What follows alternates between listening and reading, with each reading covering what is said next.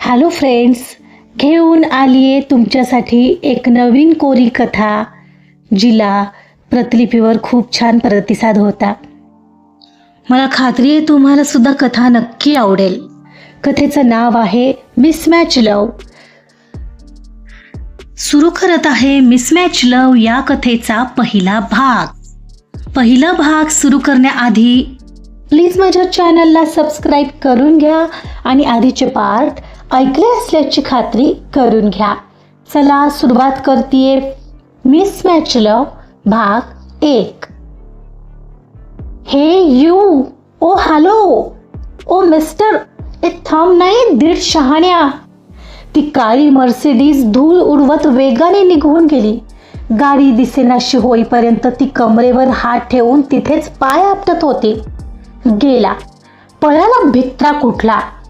आणि मग तिची नजर तिच्या हातातल्या चुरगळलेल्या नोटांवर आली आणि तिचा रागाचा पारा आणखीनच चढला.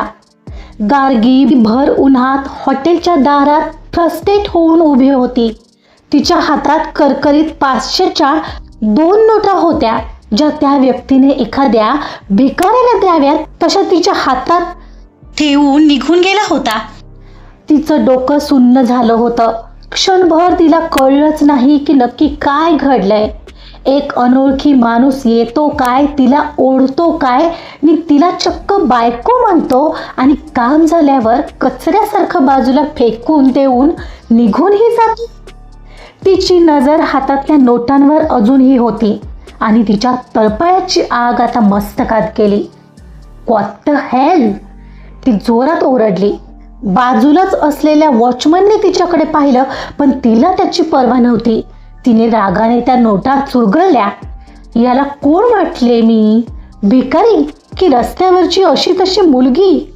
तिचा श्वास जोराने चालला होता. तिने स्वतःच्या कपड्यांकडे पाहिलं. तिचा तो निळ्या रंगाचा ओव्हरसाइज टी शर्ट आणि हिरवी बॅगी पॅन्ट, हा माझा बोहोचिक लुक आहे. अडाणी माणसा, याला फॅशन म्हणतात, जे तुझ्यासारख्या सूटबूटवाल्या रोबोटला कधीच कळणार नाही. आणि मला म्हणतो काय मॅनर्स शिक. तू शिक आधी मॅनर्स. तिने रागाने पाय आपटला. एवढा ॲटिट्यूड आणि वरून मला बायको म्हणतो. हा, तुझ्यासारख्या खडूस, सडोबा आणि चेहऱ्यावर 12 वाजलेल्या माणसाची बायको होण्यापेक्षा मी आयुष्यभर फॅशन डिझायनिंग करत सिंगल राहीन.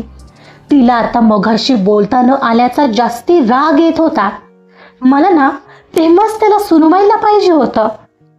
तेच सँडविच त्याच्या त्या चकचकीत थोबडाला फसायला हवं होतं. अरे यार, माझं सँडविच. तिचं लक्ष खाली पडलेल्या सँडविचवर गेलं. बिचारं आता पूर्ण मातीत मिसळलं होतं. आधीच भूक लागली होती आणि आता हा अपमान. तिच्या डोळ्यात राग दाटून आला. तुझी गाडी पंक्चर होऊ दे, तुझ्या त्या महागड्या सूटला वाळवी लागू दे. तिने हवेतच त्याला शाप दिला. तिने हातातल्या चुरगळलेल्या नोटांकडे पुन्हा बघितलं. तिला इतका राग येत होता आणि इच्छा होत होती की त्या नोटा फाडून टाकाव्यात, पण मग ती थांबली. नाही, मी हे पैसे का फाडू? त्याने फेकलेत ना, ठीक आहे, आता त्याच्याच तोंडावर फेकेन. हे पुन्हा कधी भेटला तर. तिने रागाने त्या नोटा खिशात कोंबल्या आणि मिस्टर परफेक्ट, पुन्हा कधी जर चुकून माझ्या समोर आलात ना, तर तुमचा हा परफेक्शनचा फुगा मी नाही फोडला तर नावाची गार्गी नाही. तिनं आपली सॅक खांद्यावर नीट केली. विस्कटलेले केस एका झटक्यात मागे टाकले आणि रागाने फणकारत ती तिथून निघाली. तिला माहीत होतं की ती आज खूप अपमानित झाली आहे, पण तिला हे माहिती नव्हतं की ज्याला ती आता शिव्या घालत होती तोच माणूस काही दिवसात तिच्या आयुष्यात वादळ म्हणून परत येणार आहे. स्थळ इनामदार व्हिला. सायंकाळची वेळ. इनामदार मॅन्शनच्या त्या भव्य हॉलमध्ये एक भयानक शांतता पसरली होती. दादासाहेब इनामदार म्हणजे कार्तिकचे, म्हणजे आपल्या हिरोचे आजोबा. त्याचे वडील श्रीकांत इनामदार आणि आई गायत्री इनामदार जरा टेन्शनमध्ये सोफ्यावर बसले होते. बाजूलाच एका सोफ्याच्या कडेला क्षिती, त्याची बहीण काहीशा धास्तीने बसली होती आणि तिथेच बाजूला त्याचे काका काकू मनीष काका आणि निधी काकू बसले होते, ज्यांच्या चेहऱ्यावर शुभ समाधान होतं. एवढ्यात कार्तिक शिट्टी वाजवत आपल्या मर्सिडीजच्या चाव्या फिरवत रुबाबातच घरात शिरला. त्याचा मूड चांगला होता, कारण पुढच्या आठवड्यात होणाऱ्या बोर्ड मीटिंगमध्ये त्याला अधिकृतपणे CEO घोषित केलं जाणार होतं. पण सगळे असे लिव्हिंग रूममध्ये गंभीरपणे बसलेत पाहून तो त्यांच्या जवळ आला. काय झालं, असे गंभीर का होऊन बसलाय सगळे? काही मॅटर झालंय का? कार्तिकने अतिशय कूलपणे विचारलं. मॅटर नाही कार्तिक, भूकंप झालाय. आम्हाला कळालंय की तू लग्न केलंस. गायत्री मॉमचा आवाज चढला होता. कार्तिक नुकताच ऑफिसमधून आला होता. टायची गाठ सैल करत असतानाच मॉमचा हा अनपेक्षित प्रश्न ऐकून त्याचे हात थांबले. तो गोंधळून हसला. काय लग्न?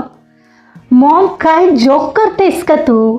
मी आणि लग्न, तेही तुम्हाला न सांगता, कसं शक्य आहे? हा जोक नाहीये कार्तिक. दादासाहेबांनी हातातली काठी जमिनीवर आपटली. अरे पण झालंय काय? सगळे असे गुन्हेगारासारखे माझ्याकडे का पाहत आहात? कार्तिकने संभ्रमित होऊन विचारलं. एव्हाना समोरचा TV सुरू झाला होता. जरा तिकडे बघ, डॅडने रिमोटने आवाज वाढवत सांगितलं.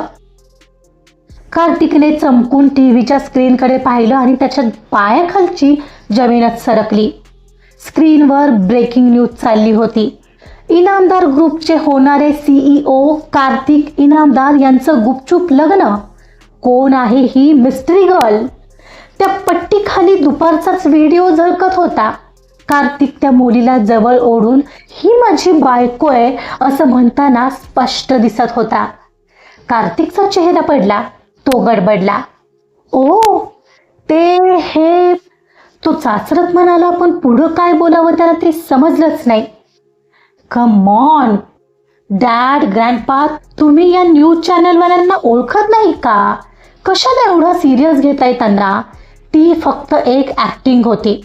ती आरोही माझ्या मागे हात धुवून लागली होती. तिला पटवण्यासाठी मी हे नाटक केलं होतं. नाटक? तुला हे नाटक वाटतंय कार्तिक? मनीष काका उपहासाने म्हणाले. It's a biggest loss. Dadasaheb ताडकन उभे राहिले. अरे, तुझ्या या एका नाटकामुळे गेल्या तासाभरात आपल्या कंपनीचे शेअर्स 5% पडलेत. तुला कल्पना आहे का याच्या परिणामांची?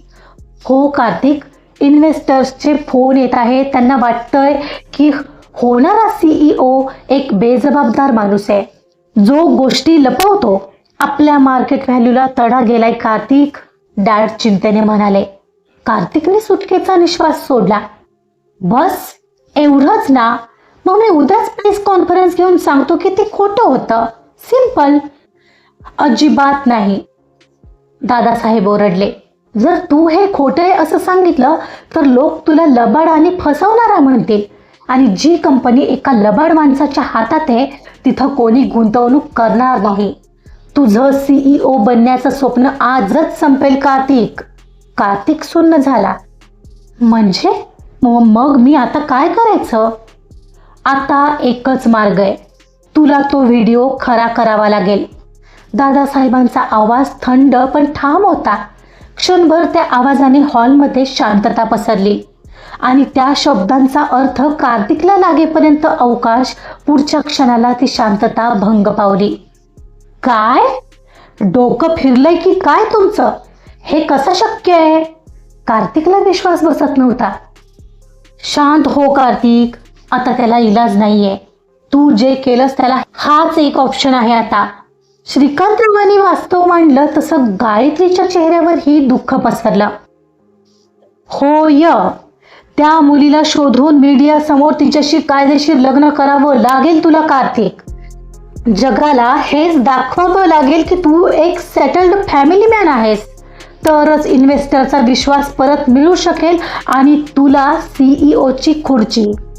ग्रँडपननी निर्णय सुनावला. व्हॉट? हे अशक्य आहे. कार्तिक चिडून उभा राहिला. ती माझी बायको असूच शकत नाही. तुमचं डोकं तर ठिकाणावर आहे ना? मी त्या मुलीला ओळखत देखील नाही. ती रस्त्यावरची एक फालतू मुलगी होती. तिच्याशी लग्न करण्यापेक्षा मी अविवाहित राहणं पसंत करेन. ठीक आहे. दादासाहेब शांतपणे सोफ्यावर बसले. मग CEO पदावर पाणी सोड. मी उद्याच बोर्डाला कळवतो की कार्तिक या पदासाठी योग्य नाहीये. त्याऐवजी मनीषचं पद कायम राहील. आजोबा असं म्हणाले तसं मनीष अंकल आणि निधी आंटींच्या गालात एक बारीक स्माईल आली. पण हे बघून कार्तिकने रागाने मूठ आवळली. त्याचा अहंकार दुखावला गेला. त्याचा श्वास जोराने चालला होता. या पदासाठी त्याने आत्तापर्यंत किती मेहनत केली होती हे फक्त तो जाणत होता. आणि त्याचं काम किती अचूक असतं हे दादासाहेब काय सगळी फॅमिली जाणत होती. पण आता त्याचं तेच स्वप्न धोक्यात आलेलं. एकीकडे त्याचं स्वप्न आणि दुसरीकडे ती सँडविचवाली मुलगी. कार्तिकने नाखुशीनेच डोळ्यांची उघडझाप केली. आय एम सॉरी, पण मी तिला ओळखत नाही आणि मी तिला शोधणारही नाही. तिच्यापेक्षा आरोही बरी होती ना मग? तो हतबल होऊन म्हणाला. पण तीही तर तुला नको होती. मग आता तिचा विचार सोड. आणि आता हे झालेलं निस्तर. दादासाहेब त्याच्या जवळ आले. पण ग्रँडपा, तुम्ही तुमच्या ओळखीचा वापर करून ती न्यूज थांबवायला हवी होती. ती डिलीट करायला सांगायला हवी होती. कार्तिक पुन्हा पर्याय सुचवत म्हणाला. जेव्हा सगळ्यांनी ती ॲड बघितली तेव्हा डिलीट करून काय उपयोग? तू सांग कार्तिक. मनीष काकांनी टोमणा मारला. अरे यार. कार्तिक डोक्याला हात लावून खाली बसला. कुठून दुर्बुद्धी सुचली आणि त्या गचाळ मुलीला ओढलं मी असं वाटतंय मला आता. काळजी करू नकोस कार्तिक. हवं तर आत्ता लग्न कर आणि नंतर दे तिला डिवोर्स. गायत्रीने एक पर्याय सुचवला. अगं मॉम, मी तिला एक सेकंदभर ही समोर सहन करू शकत नाहीये. लग्न तर दूरची गोष्ट आहे. आय टेल यू, ती मुलगी नाहीये, डिझास्टर आहे. त्याला आता इलाज नाहीये. मी त्या फुटेजवरून त्या मुलीला शोधायला माणसं धाडली आहेत. अर्ध्या तासात मला तिचं नाव आणि पत्ता मिळेल. श्रीकांतराव त्याच्या डोळ्यात बघत म्हणाले. म्हणून विचारपूर्वक गोष्टी करत जा. झाली आहे ना चूक, मग आता निर्णय तुझा आहे कार्तिक. तुला तुझा इगो प्यारा आहे की इनामदार ग्रुपचं CEO पद हे तू ठरव. हा शुद्ध वेडपटपणा आहे डॅड. काय चाललंय काय हे? दिस इज डिस्कस्टिंग. कार्तिकने रागाने सोफ्यावरच्या उशीवर बुक्की मारली. तरीही आपली शिस्त न सोडता त्याने ती उशी पुन्हा नीट ठेवली आणि तो उठला. काहीच न बोलता तो तडक आपल्या रूमकडे निघून गेला. तो गेल्यावर सगळेच एकमेकांकडे पाहत होते. कार्तिकच्या पाठमोऱ्या आकृतीकडे बघत हॉलमध्ये पुन्हा तीच जीवघेणी शांतता पसरली होती. मनीष आणि निधीने एकमेकांकडे बघून एक गुप्त विषारी स्माईल दिली. जणू कार्तिकचं अडकणं म्हणजे त्यांच्यासाठी विजयाची पहिली पायरी होती. पण दुसरीकडे गायत्रीने हतबल होऊन कपाळाला हात लावलेला तर श्रीकांतराव चिंतेने एरझाऱ्या घालू लागले होते. पण दादासाहेब मात्र स्तब्ध होते. त्यांची नजर टीव्हीच्या स्क्रीनवर फ्रीज झालेल्या त्या मुलीच्या चेहऱ्यावर खिळली होती. त्यांच्या मनात एकच प्रश्न घुंगावत होता. नियतीने जिला कार्तिकच्या आयुष्यात अशा विचित्र वळणावर आणलंय ती मुलगी नक्की आहे तरी कोण? ती या घराण्याची इज्जत वाचवेल तर ना? आजचा भाग इथंच संपलेला आहे. कथेचा पहिला भाग कसा वाटला? पहिल्याच भेटीत एकमेकांची दुश्मनी ओढावून घेतलेले हे दोघं एकमेकांच्या स्वभावाच्या अगदी विरुद्ध असणारे असेच आहेत. बघूया त्यांचं लग्न झाल्यावर आणखीन काय गमती होणार आहेत. जाणून घेण्यासाठी ऐकत रहा मिसमॅच लव. कथा आवडली असेल तर प्लीज लाईक करा, सबस्क्राईब करा आणि शेअर सुद्धा करा. Thank you so much.